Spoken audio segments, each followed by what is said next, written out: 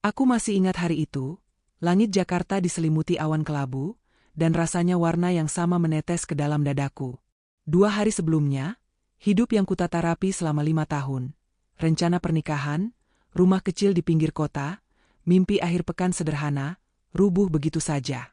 Bukan karena badai, bukan karena gempa. Hanya sebuah pesan singkat yang kebetulan kubaca di ponsel tunanganku. Bagas. Janji makan malam. Panggilan sayang. Nama pengirim yang kukenal, rekan kerjanya. Saat itu aku berdiri di depan cermin, gaun pengantin yang kupakai fitting seminggu lalu menggantung di sudut kamar seperti bayangan yang mengejek. Bahagiamu ternyata semu. Hatiku remuk. Tapi anehnya, di balik rasa perih, ada semacam ketegasan yang muncul, seperti silet bening yang membelah kabut. Aku membatalkan pernikahan. Ya, hari itu juga. Aku menatap amarah Bagas, menanggung kecewa keluarga, menerima tatapan kasihan yang membuatku ingin bersembunyi. Namun aku tidak mau menambal hidup dengan kebohongan. Aku memilih diriku. Meski lututku gemetar, aku tahu keputusan itu benar. Di tengah reruntuhan itu, aku teringat sebuah tawaran kerja di Bali, sebulan lalu sempat kudapat dan kutolak. Alasannya sederhana tapi menyakitkan untuk diakui.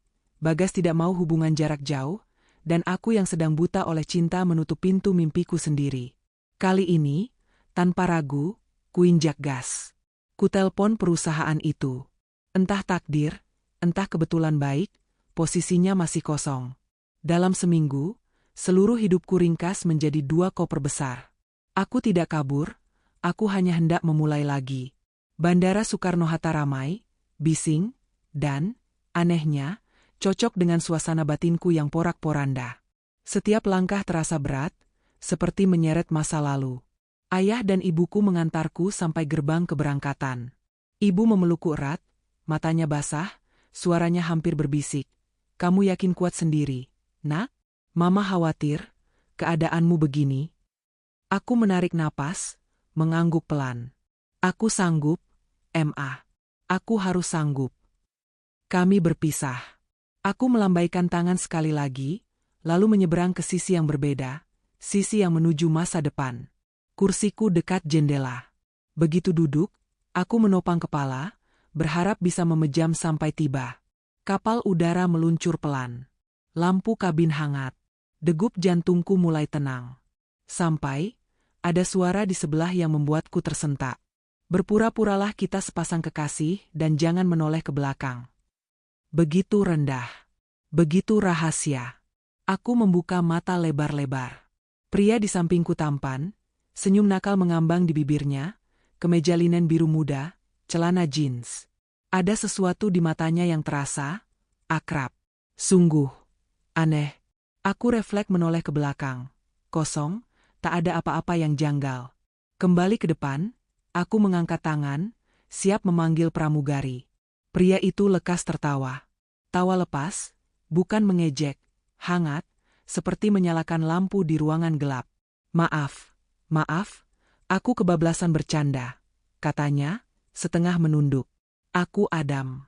Senang kenal, Olivia." Aku mengerjap. Bagaimana dia bisa tahu namaku? Barusan pramugari menyebutkan namamu saat bantu taruh tasmu di kompartemen. Jelasnya cepat, seolah membaca pikiranku. Nama yang indah.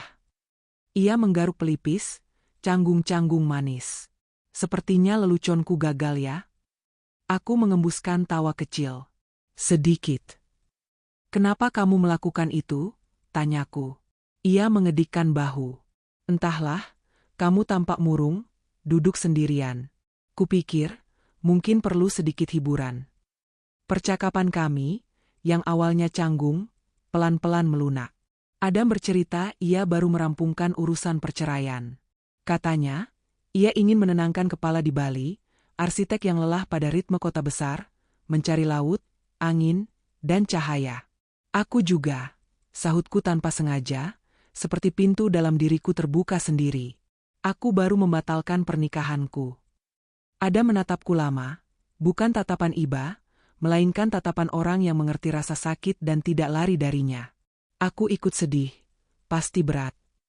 Aku mengangguk. Sangat. 2 bulan lagi, harusnya aku menikah. Tapi ternyata, suaraku terputus. Nafasku naik turun. Setidaknya kamu tahu sebelum janur melengkung, bisiknya. Aku mengembuskan tawa hambar. Ibu selalu bilang, kadang kehilangan adalah jalan pulang ke diri sendiri. Aku menolak pekerjaan impianku demi dia, demi Bagas, karena dia tak mau LDR. Aku menyingkirkan mimpiku sendiri. Ada menatap keluar jendela, lalu kembali padaku. Aku paham. Aku juga pernah begitu. Terlalu sibuk menjadi suami yang kupikir ideal, sampai lupa menjadi diriku. Kami terdiam sejenak. Mesin pesawat mendengung, seperti mengiringi jeda yang kami butuhkan. 2 orang asing. 2 luka yang bertemu di udara. Aneh, tapi jujur. Lalu, di balik kamu akan apa? Tanya Adam pelan. Bekerja, dan mungkin, menemukan diriku lagi. Ia tersenyum, nyaris tak terdengar ia berujar, mungkin kita bisa saling menemukan. Lanjut ke bagian 2. Tapi sebentar, tekan subscribe, nyalakan lonceng, dan tulis kotamu di komentar. Sudah? Oke, kita lanjut. Waktu di udara terasa menekuk. Kami melompat dari obrolan serius ke hal-hal konyol, dari luka lama ke mimpi baru. Adam bercerita tentang rumah-rumah tropis yang ramah lingkungan, atap rumbia modern, sirkulasi silang, bayangan pohon yang disusun seperti puisi. Katanya, ia ingin mendengar suara angin lebih sering daripada klakson. Aku tertawa pelan. Aku pun mengaku rindu pada cat minyak dan kanvas. Hobi yang lama kusimpan di laci, terkunci oleh kesibukan dan tuntutan. Kau harus melukis lagi, katanya, seolah itu perkara sesederhana membuka jendela. Dan kau harus membangun rumah-rumah yang bernafas. Jawabku, setengah menggoda. Ia menatapku dengan mata ringan, tapi ada kedalaman yang kurasakan. Deal, katanya. Kami tertawa bersama. Rasanya ringan. Tak lama, suara kapten memecah kabin, persiapan mendarat. Pinggangku menegang. Bali menyambutku, atau aku yang hendak menyambut Bali? Roda pesawat menyentuh landasan. Sorak tipis di beberapa kursi. Lampu sabuk pengaman padam. Orang-orang berdiri. Dunia bergerak serentak. Aku dan Adam berdiri lebih lambat, seperti enggan mengakhiri jeda ini. Kami berjalan berdampingan menuju pengambilan bagasi. Di sana, konvoir berputar seperti sungai besi. Koper-koper lewat seperti ikan berwarna. Aku mencari 2 kopelku, hitam kusam dengan pita kain di gagang. Adam menunggu bersandar pada troli, tatapannya ramah, tidak terburu-buru. Terima kasih, kataku tiba-tiba, untuk duduk di sampingku. Untuk mendengarkan. Ia mengangguk. Sama-sama. Terima kasih juga, sudah jujur. Hening sebentar, tapi nyaman. Lalu koperku muncul. Kupinggirkan, kutumpuk. 1 lagi datang. Berat, tapi rasanya lebih enteng dari pagi tadi. Di detik-detik yang mestinya mudah. Mengucapkan salam, bertukar kontak, menyimpan kesempatan, kami justru terjebak dalam kebisuan aneh yang manis sekaligus bodoh. Aku ke taksi dulu ya, katanya sambil menunjuk area luar. Ya, aku juga sebentar lagi. Senyum. Angguk. Langkah menjauh. Ramai manusia menelan jarak. Aku memegang gagang troli, nadi di pergelangan terasa memukul-mukul. Baru setelah 3 langkah, pikiranku menjerit, namanya Adam. Nomor teleponnya? Tidak ada. Nama belakang? Tidak tahu. Aku menoleh, kerumunan menggulung seperti arus deras. Sosoknya hilang. Aku berdiri terpaku. Ada getas kecil patah di dada. Ah, bodohnya aku, gumamku, lebih pada diri sendiri. Hari-hari pertama di Bali seperti membuka lembar baru dengan jari yang masih bergetar. Aku menemukan apartemen mungil, balkon sempit menghadap sawah. Pagi-pagi, kabut tipis bercampur wangi tanah basah. Burung-burung menyampaikan kabar baik yang belum bisa kuterjemahkan. Aku belajar menyapa matahari lagi. Kopi hitam, kursi rotan, buku yang kubaca tanpa tergesa. Kantor baru, agensi periklanan kecil yang hangat. Timnya ramah, kliennya lumayan menantang, ritmenya manusiawi. Aku banyak belajar. Aku mengerjakan naskah, menyunting slogan, menata ulang cerita Brand agar terasa jujur. Di sela-sela itu, diam-diam, aku menata ulang diriku. Malam-malam tertentu, kuambil kembali kotak cat dan kuas. Kanvas kusandarkan pada dinding. Aku mulai dari yang paling sederhana. Garis horizon, blok warna hijau yang bergerak-gerak, percikan kuning di batas ilalang, seperti tawa yang lupa jalannya lalu tiba-tiba pulang. Jemari tanganku berbau terpentin. Aku suka. Sungguh suka. Setiap sapuan terasa seperti membersihkan residu luka dari balik kulit. Tentu, ada hari-hari ketika ingatan tentang Adam mampir tanpa permisi. Di kafe, ketika sendok menabrak gelas. Di trotoar, saat angin membawa suara tawa yang mirip. Aku menulis namanya di kolom pencarian media sosial. Adam. Terlalu banyak Adam. Tanpa petunjuk lain, aku seperti mencari jarum di hamparan padi. Sesekali aku tertawa sendiri. Betapa mudahnya kami meleset pada momen paling sederhana. Bertukar nomor. Hei, kenapa tidak? Namun waktu baik hati. 3 bulan berjalan, langkahku makin mantap. Kupelajari jalur-jalur kecil menuju pantai yang tidak ramai. Kukenali bau asin yang berubah seiring jam. Kunjunganku ke Pura Besaki meneteskan tenang.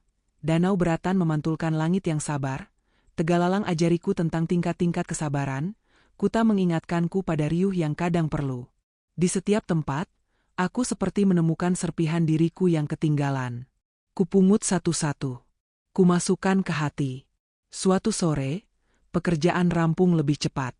Aku memutuskan mampir ke kafe di pojok jalan, yang lampunya selalu hangat, musik jazznya tidak pernah berisik. Aku memesan es kopi, duduk di kursi kayu dekat dinding, membuka buku yang sebenarnya lebih sering kubaca ulang halaman yang sama. Aromanya enak. Orang-orang bicara pelan. Waktu menetes.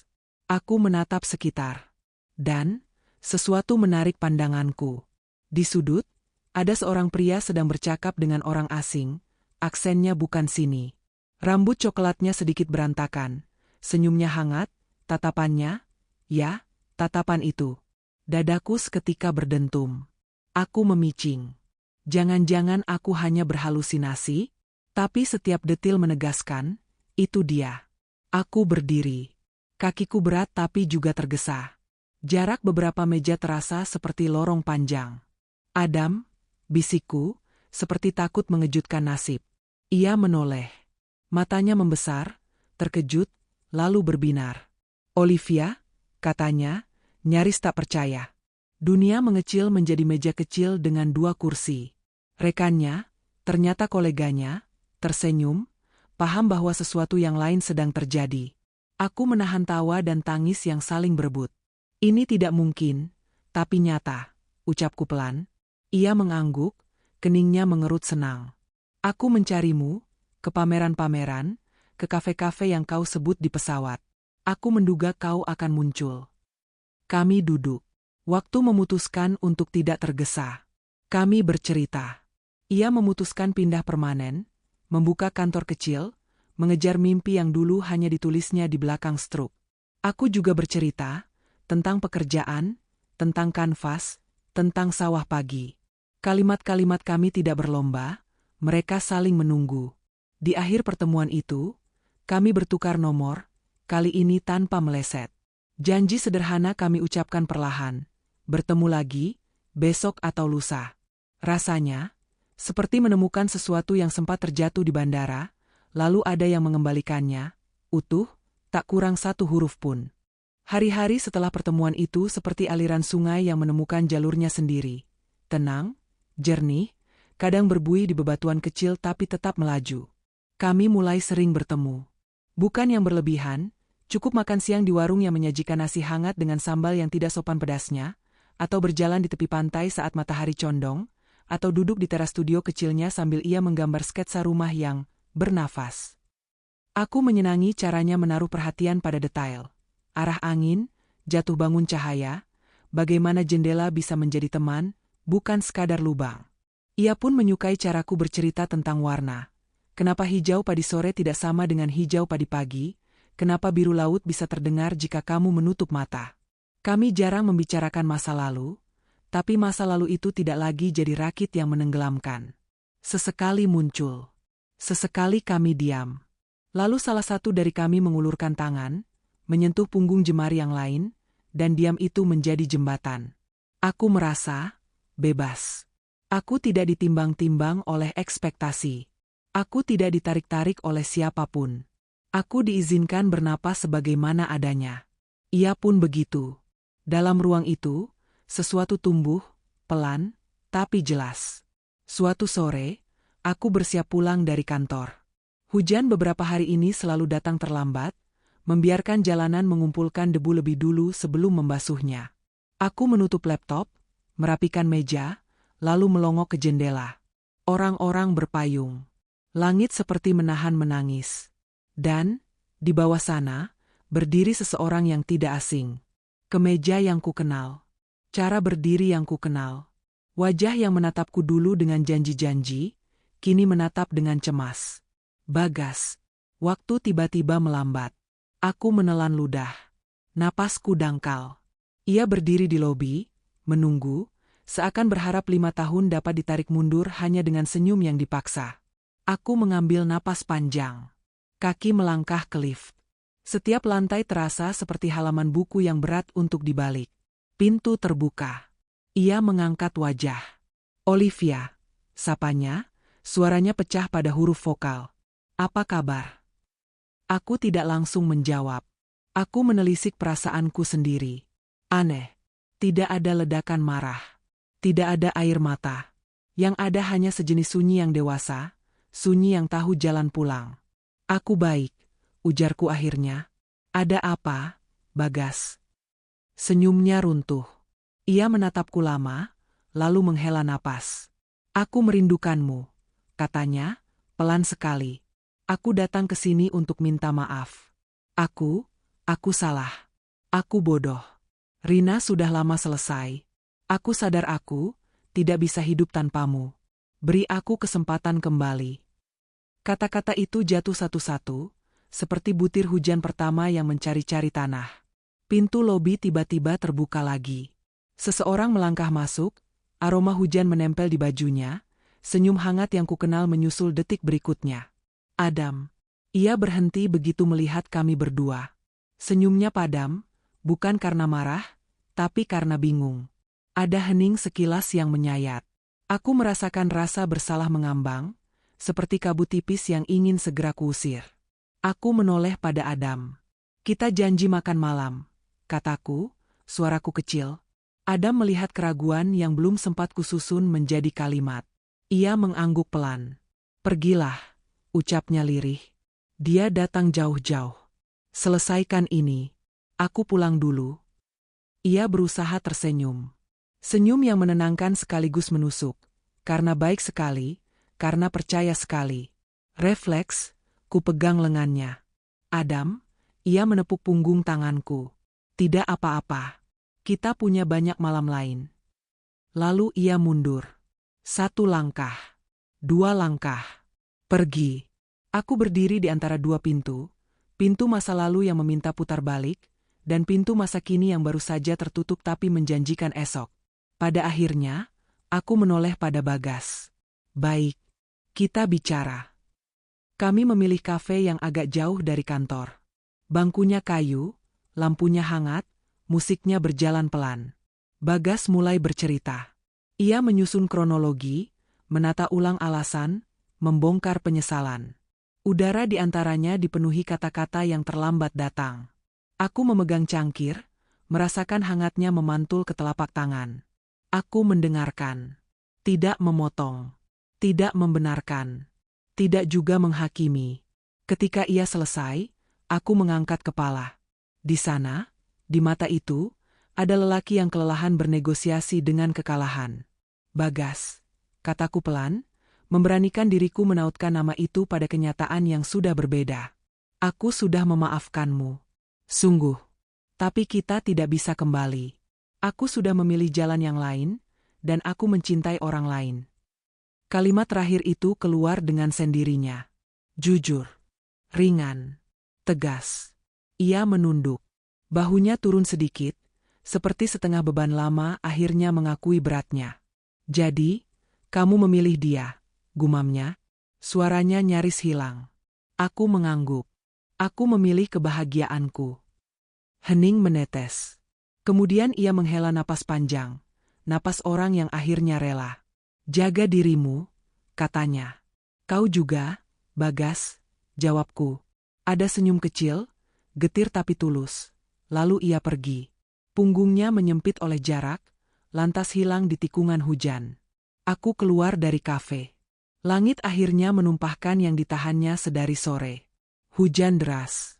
Aku berlari kecil. Ada satu tempat yang harus kutuju, studio kecil dengan jendela yang selalu menyalakan kuning hangat. Nafasku memburu. Pakaian basah menempel di kulit. Jalanan memantulkan lampu seperti serpihan bintang. Pintu studio sedikit terbuka. Aku mengintip. Adam duduk menghadap jendela, menatap keluar, entah melihat apa, entah ingin melihat siapa. Wajahnya murung, sejenis sepi yang tidak ingin mengganggu siapapun. Aku mendorong pintu. Engselnya mengaduh pelan. Ia menoleh. Matanya terkejut, lalu cemas. Aku melangkah masuk. Air hujan menetes dari rambutku ke lantai, mengiris sunyi menjadi titik-titik kecil. Adam, suaraku pecah. Aku memilihmu. Hujan memalu atap, memercik di ambang. Nafasku berat. Suaraku pula. Aku memilihmu. Ulangku, lebih pelan, lebih pasti. Adam berdiri. Kursinya bergeser, bunyinya mengiris lantai kayu. Sekejap ia ragu, sekejap ia maju. Lalu lengannya menarikku ke dalam peluk yang hangat. Aneh, mengingat bajuku basah kuyup. Dada kami saling menenangkan. Degupnya terasa seperti irama yang kukenal, irama yang selama ini kucari tanpa nama. Terima kasih sudah datang, bisiknya di rambutku. Aku takut kau akan memilih kembali ke masa lalu. Aku menggeleng di bahunya. Aku tidak lagi punya rumah di sana, kataku, napasku patah-patah. Rumahku, rasanya ada di sini. Ia tertawa kecil, tawa lega, dan merenggangkan pelukan, menatap wajahku. Ada garis khawatir yang perlahan hilang dari matanya. Kau kedinginan, katanya. Tunggu. Aku ambil handuk. Ia berlari kecil ke ruang belakang, kembali dengan handuk tipis dan sweater yang kebesaran. Aku memakainya. Hangatnya sederhana. Cukup. Kami duduk di lantai, bersandar pada lemari gambar. Di luar, hujan menulis puisinya sendiri di kaca jendela. Adam bercerita, singkat, jujur, tentang rasa takutnya. Tentang detik di lobi tadi, saat ia melihatku bersama Bagas, dan seluruh masa lalunya sendiri ikut-ikut bicara. Rasa tak layak, rasa was-was ditinggalkan, rasa ingin mundur sebelum disingkirkan. Tapi aku ingat, ujarnya, menatap jarinya yang saling berkait, kita berjanji untuk tidak lari. Jadi, aku menunggu. Aku menghela napas panjang. Terima kasih sudah menunggu.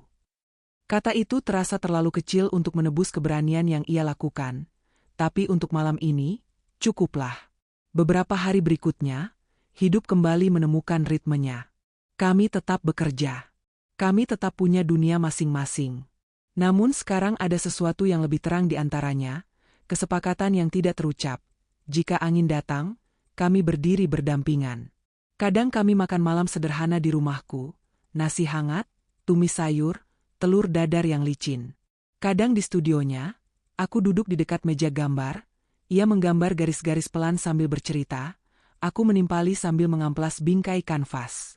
Ada hari Minggu ketika kami bangun terlalu pagi, mengejar matahari di pantai, berdua saja. Kami tidak perlu mengucapkan banyak hal. Laut melakukannya untuk kami. Suatu malam, listrik padam. Kota mengecil menjadi pulau-pulau cahaya lilin.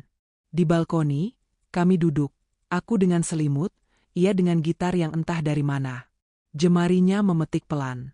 Ia tidak piawai. Nada-nadanya jatuh, bangun, lalu jatuh lagi. Kami tertawa. Kau kelihatan bahagia, ujarnya, menatapku di sela suaranya yang sumbang. Aku memang bahagia, balasku. Untuk pertama kalinya, bukan karena seseorang memintaku demikian, tapi karena aku merasakannya sampai ke ujung jari. Minggu berganti bulan. Studio Adam bertambah ramai. Satu sketsa berubah menjadi model. Satu model berubah menjadi proyek kecil di pinggir sawah, rumah kayu yang bernafas, jendelanya lebar, halaman belakang meminjam padi sebagai lukisan hidup. Di kantor, aku menangani kampanye yang mendukung produk lokal. Kami berdebat kreatif, kami tertawa, kami pulang larut dengan lelah yang baik. Kuasku bergerak lebih berani. Warna-warna di kanvasku tidak lagi ragu. Seperti laut yang tahu kapan memukul karang, kapan mengusap pasir. Pada suatu senja, kami berjalan tanpa tujuan di pantai. Langit memerah. Ombak memeluk pergelangan kaki. Adam tiba-tiba berhenti. Ia merogoh saku. Keluar sebuah kotak kayu kecil. Bukan beludru, bukan mewah, tapi manis dalam caranya sendiri. Aku tidak pandai pidato, katanya, dan aku tidak membawa janji-janji besar. Tapi aku ingin berjalan bersamamu. Sehari-hari. Hal-hal kecil. Kopi pagi. Hujan sore. Menata ulang hati kalau sewaktu-waktu berantakan. Ia membuka kotak itu. Cincin sederhana, perak kusam yang tampak ingin bertahan, bukan memamerkan. Maukah kau menikah denganku? Dadaku menegang. Bukan karena takut, tapi karena haru yang membentur dari berbagai arah. Masa lalu yang dulu seperti batu, kini jadi pijakan. Aku menatap wajahnya. Tenang. Jujur.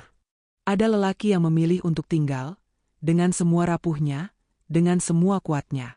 Ya, ku jawab. Hanya satu kata.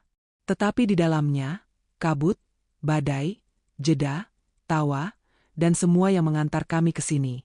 Ombak lewat, membasahi mata kaki kami, saksi yang diam-diam bertepuk tangan. Persiapan kami sederhana. Kami tidak mengejar megah. Kami memilih pantai kecil dengan akses mudah untuk keluarga. Bunga putih. Janur yang melengkung seperti senyum. 2 meja panjang untuk makan setelah upacara. Ia memilih kemeja putih dan celana linen. Aku memilih gaun yang tidak berat, yang bisa ditarik angin. Kami membuat daftar undangan. Kami juga menulis beberapa nama yang dulu sempat kami abaikan. Orang-orang yang menguatkan, orang-orang yang menyadarkan. Aku menambahkan satu nama, hanya satu, dengan napas yang sedikit bergetar. Ada mengangguk ketika melihatnya. Kalau kau siap, ujarnya. Aku mengangguk kembali. Aku sudah siap. Malam sebelum hari itu, aku tidak bisa tidur. Aku duduk di lantai, punggung bersandar pada ranjang, gaun tergantung di pintu lemari, bukan lagi bayangan yang mengejek, melainkan janji yang lembut. Aku memikirkan ibu, ayah, teman-teman kantor yang mengajariku tertawa pendek, bukan tawa yang dipaksa. Dan, entah kenapa, aku juga memikirkan Bagas, bukan sebagai luka, tapi sebagai halaman yang kini sudah selesai. Aku berdoa singkat, sederhana. Terima kasih untuk kehilangan yang mengantar. Terima kasih untuk perjumpaan yang memulihkan. Terima kasih untuk besok. Pagi membuka jendela. Cahaya menetes. Tenang. Di cermin, aku melihat diriku. Bukan pengantin yang sempurna, hanya seseorang yang akhirnya pulang. Aku tersenyum pada bayanganku. Mari kita berjalan, kataku pada diri sendiri. Pelan saja, tapi penuh. Langit siang itu biru sekali. Biru yang tidak berisik. Angin dari laut datang seperti teman lama, membawa wangi garam, sedikit anyir, dan janji yang sulit kutulis. Kami memilih pantai kecil, berpasir lembut, dengan tenda putih yang berdiri tanpa sombong. Bunga-bunga sederhana menggantung pada tali, janur melengkung seperti alis yang tersenyum. Kursi-kursi kayu ditata rapi. Keluarga berdatangan. Teman-teman memeluk. Tawa pelan bersahut-sahutan. Musik, nyaris hanya bisik, mengalun dari pengeras suara kecil. Aku memegang buket mungil. Tanganku dingin, tapi hatiku hangat. Ada menunggu di ujung lorong pasir. Kemeja putihnya berkibar sedikit. Matanya, ya, mata itu. Tenang. Yakin. Sewaktu aku melangkah, pasir meresap ke telapak kaki, mengingatkanku bahwa hari ini, aku tidak melayang. Aku berpijak. Aku tiba di bawah naungan tenda. Kami saling menatap. Tak ada pidato rumit. Hanya 2 orang yang memilih untuk pulang, ke rumah yang mereka bangun pelan-pelan, bukan ke rumah yang dijanjikan orang lain. Suara ombak jadi iringan. Kami mengucap janji. Sederhana. Kami bergantian memasangkan cincin, perak yang bersahaja. Kami menarik napas bersamaan, lalu mengembuskannya, seperti melepas beban tua ke angin. Sorak kecil pecah. Tepuk tangan. Tawa. Kamera-kamera ponsel menangkap momen. Aku dan Adam berjalan menyusuri lorong, melewati keluarga, teman, anak-anak yang berlari sambil menyuapkan pasir ke udara. Di ujung kerumunan, aku melihat seseorang. Wajah yang kukenal baik, lebih tirus, lebih letih, tapi matanya, jujur. Bagas berdiri di barisan paling belakang. Ia mengenakan setelan rapi, rambutnya disisir rapi, seolah ingin menunjukkan hormat pada hari yang sama sekali bukan miliknya. Kami berhenti beberapa langkah darinya, tanpa sengaja, tapi pas. Ia mengangguk kecil. Senyum tipis. Ada sesuatu yang tidak perlu lagi dikejar. Ketika akhirnya kami berhadapan, suaranya keluar pelan, hampir berbisik, "Selamat, Liv." Ada getar di "Selamat." Ada lega di "Liv." Aku menatapnya. Banyak halaman berputar di kepala. Riuh, marah, kecewa, pahit. Lalu menguap. "Terima kasih," kataku, tulus. "Semoga kamu juga segera menemukan bahagia yang cocok untukmu." Ia mengangguk. Menatapku 1 detik lebih lama, bukan untuk meminta, hanya untuk menutup. Lalu ia menoleh pada Adam. Menepuk bahunya. "Jaga dia baik-baik," ucapnya.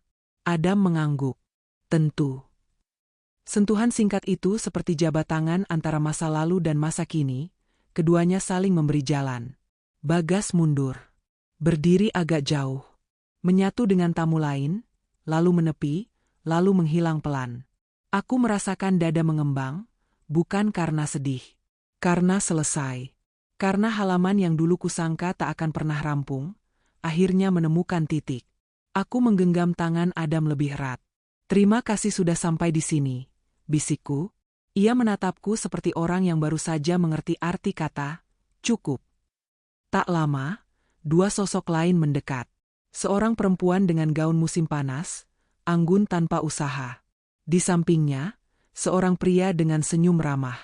Adam menegang sepersekian detik, lalu rileks. Aku menangkap itu. Perempuan itu tersenyum.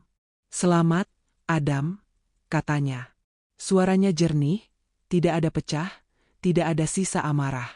"Aku belum pernah melihatmu sebahagia ini." Adam membalas senyum. "Terima kasih, Maya." Ia melirik ke arahku. "Ini Olivia." Maya mengulurkan tangan. "Kamu cantik sekali. Aku senang ada menemukanmu." Aku menggenggam tangannya. "Hangat, tulus." "Terima kasih," jawabku. "Kau juga kelihatan bahagia." Mata Maya bergeser pada pria di sisinya. "Ini calon suamiku," katanya riang. Mereka tampak serasi, bukan serasi yang dibuat-buat, melainkan serasi yang mengalir. Kami mengobrol sebentar, ringan, sopan, cukup untuk memberi tanda bahwa kisah lama telah selesai tanpa perlu pembenaran. Setelah itu mereka pamit. Aku memandang punggung mereka. Tidak ada cemburu. Tidak ada sisa getir. Hanya rasa lega yang memantul di permukaan laut. Sore menguning. Matahari menurun, menabur emas di kulit dan rambut orang-orang yang kucintai. Kami makan di bawah langit, tertawa pada lelucon yang biasa-biasa saja, berfoto dengan pose yang tidak akan bagus-bagus amat. Tapi nanti, jika kulihat ulang, kupastikan aku akan tersenyum. Ibu datang memelukku erat, suaranya bergetar karena bahagia yang sederhana. Ayah menepuk punggung Adam. Sekali, 2 kali, lalu mengangguk tanpa kata yang berarti, aku titip. Teman-teman kantor mengangkat gelas jus, teman-teman Adam mengangkat kelapa muda. Semua terasa cukup. Ketika matahari hampir hilang, aku dan Adam berdiri menghadap laut. Ombak berjalan ke arah kami, datang, pergi, datang lagi. Tanganku dalam genggamannya. "Hari ini," katanya pelan, "aku merasa kita benar-benar berhenti berlari." Aku mengangguk. "Dan mulai berjalan," sambungku. "Bersama." Kami saling menatap. Di matanya, aku tidak hanya melihat diriku, aku melihat seseorang yang mau mengambil risiko untuk tinggal, untuk tumbuh, untuk memperbaiki kursi yang patah alih-alih membuangnya. Aku memikirkan Bagas, yang tadi berdiri paling belakang. Aku memikirkan Maya, yang kini punya perjalanan barunya. Anehnya, rasa terima kasih muncul untuk keduanya. Bukan karena luka itu enak, tidak. Tapi karena luka itu, aku belajar bahwa memaafkan bisa membebaskan. Bahwa melepas bukan berarti kalah. Bahwa yang hilang kadang menuntun yang tepat. Aku memeluk Adam. Kami diam. Angin menepuk-nepuk tenda. Laut menyanyikan lagu yang akan lupa liriknya jika ku coba tulis. Di dalam diam itu, aku tahu, rumah bukan tempat. Rumah adalah dua orang yang bersedia menguleni hari demi hari, menambal ketika sobek, menjemur ketika lembab, mengangkat ketika berat, dan tertawa ketika semua terasa terlalu serius. Di bawah langit Bali yang mulai berpendar bintang, aku merasa, untuk pertama kalinya, penuh, utuh, dan siap dengan besok. Malam turun perlahan, seperti kain tipis yang menutup pelan-pelan. Pantai menyala keemasan sebelum akhirnya biru tua mengambil alih. Tamu-tamu bubar satu persatu. Suara tawa mereda, langkah-langkah menjauh, lampu-lampu mobil menyapu pasir sebentar lalu hilang di tikungan. Tinggal kami berdua, duduk di tepi tenda yang hampir kosong. Sepatuku lepas, telapak kakiku berpasir. Aku menatap garis ombak yang tak lelah mengulang. Aneh, aku juga tak lelah menonton. Mungkin karena hari ini, sesuatu di dalam diriku menemukan tempatnya. Apakah kau ingat? Tanyaku pelan, kalimat pertama yang kau ucapkan padaku. Adam tertawa, malu-malu. Susah dilupakan, katanya. Berpura-puralah kita sepasang kekasih dan jangan menoleh ke belakang. Ia menirukan nada bersekongkol yang dulu membuatku hampir memanggil pramugari. Kami tertawa. Lalu hening yang enak datang. Lucu ya, sambungku, kalimat bodoh itu justru menolong kita. Adam mengangguk. Kadang takdir masuk lewat pintu yang kita kira bercanda. Malam itu kami pulang membawa sisa pasir di baju dan rambut. Rumah kecilku, rumah kecil kami sekarang, menelan kami dengan tenang. Di meja makan, buket bunga memantulkan wangi ringan. Gaunku kugantung di kursi. Aku menatapnya sebentar. Dulu, gaun semacam itu seperti hantu yang mengejek, sebuah rencana yang patah. Kini, ia hanya kain. Ia tidak punya kuasa apa-apa kecuali yang kuberi. Dan malam itu, aku tidak memberinya kuasa apa-apa. Aku menautkan dahi ke bahu Adam. Kami tidak merayakan dengan pesta tambahan. Kami hanya duduk lama, meminum sisa hari pelan-pelan, seperti teh yang masih hangat. Hari berganti minggu. Minggu berganti bulan. Hidup kami bukan parade kembang api. Hidup kami lebih mirip lampu minyak. Kecil, konstan, menjelaskan jalan beberapa langkah ke depan, cukup untuk hari ini. Pagi, aku menyeduh kopi. Adam menyiram tanaman. Kami saling bercanda soal roti yang gosong atau kaos yang tertukar. Siang, aku mengejar tenggat, kopi yang harus rampung, presentasi yang harus kubuat mengalir seperti cerita. Adam bolak-balik lokasi, pulang dengan debu di kerah, membawa sketsa di kertas yang penuh lipatan. Sore, kami bertemu di ambang pintu. Kadang lelah, kadang cerah. Tapi selalu pulang. Aku melukis lebih banyak. Di dinding, kanvas-kanvas menyimpan peta hari-hari kami. Ada satu lukisan yang kusukai, horizon hijau yang pecah oleh jalur kecil menuju gubuk di tengah sawah. Jalur itu seperti garis nasib, tidak lurus, tapi jelas arahnya. Adam, di sisi lain, membangun rumah contoh pertamanya. Kayu dan jendela saling merangkul. Atapnya menerima angin seperti teman lama. Ketika rumah itu selesai, kami duduk di lantai ruang tamu yang masih kosong, memandang pintu yang terbuka. Rumah yang bernafas, katanya. Dan kita juga, jawabku. Kami tertawa. Lewat jendela, padi bergoyang. Keluargaku sering datang. Ibu membawa lauk kesukaan, mengelus rambutku sambil berbisik, akhirnya kamu benar-benar tertawa. Ayah duduk lama di teras, membahas kursi bambu yang bunyinya lucu. Kami berjalan bersama di pasar pagi, menawar buah yang aromanya tajam, mangga, jeruk, salak. Kadang, kami juga berkunjung ke orang tua Adam.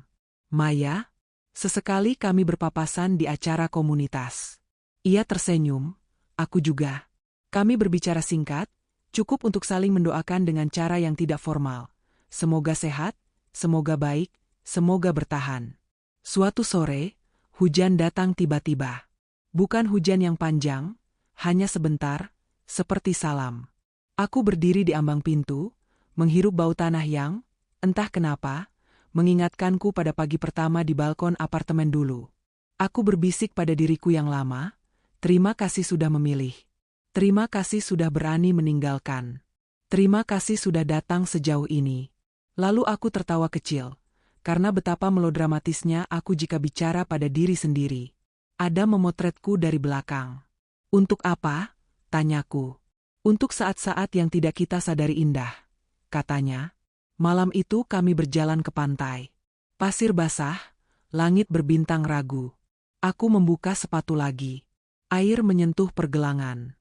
Dulu aku pikir bahagia itu target. Kataku, lulus, kerja, menikah, punya rumah. Centang, centang, centang. Ternyata tidak sesederhana daftar belanja. Ada memasukkan tangan ke saku, menatap garis air yang memantul cahaya.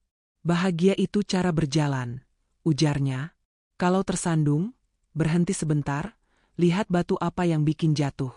Lalu lanjut. Aku tersenyum. Kau sekarang pandai kalimat-kalimat begini, ya? Ia pura-pura bangga. Aku belajar dari copywriter terbaik. Aku memejam. Aku mendengar yang dulu tak kudengar. Desis halus ombak di selakarang, suara kain tenda digesek angin, langkah seseorang yang kucintai berdetak di sampingku. Aku ingat bisikannya di pesawat. Aku ingat bandara yang menelan dan mengembalikan. Aku ingat hujan yang memaksa kami jujur di depan jendela. Semua seperti manik-manik yang akhirnya terangkai menjadi kalung yang pas. Tidak longgar, tidak mencekik. Bali, akhirnya, bukan sekadar tempat untuk sembunyi. Bali adalah babak di mana aku bertemu diriku sendiri. Adam, pada gilirannya, bukan kebetulan lewat, ia seperti angin yang dipanggil setelah pintu kubuka. Kami tidak lagi pura-pura menjadi kekasih. Kami pulang, setiap hari, satu sama lain.